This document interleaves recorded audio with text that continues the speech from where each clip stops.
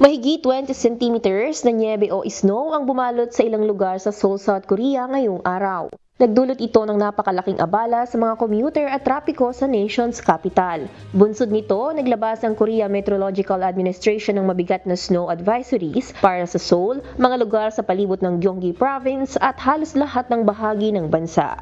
저녁에 퇴근할 때면 혹시 길이 미끄러워서 괜찮을지 좀 걱정되는 부분도 있어요. 저번 주만 해도 막 그 11월 가을이 약간 좀 따뜻하다고 느꼈는데 이게 일주일 만에 거의 겨울 왕국이 된 느낌이어서 좀 색달랐고 그래서 좀 이 겨울을 첫눈에 즐기기 위해서 오늘 거리로 나왔습니다. Itinaas na ng Central Disaster and Safety Countermeasures Headquarters sa Level 2 ang Heavy Snow Alert dahil inaasahang mas maraming snow ang babagsak ngayong araw. Ito na ang naitalang heaviest November snowfall sa Seoul mula 1972. Ni Risa Dando, UNTV News and Rescue. Diyos ang aming sandigan, serbisyo publiko ang aming pinahahalagahan.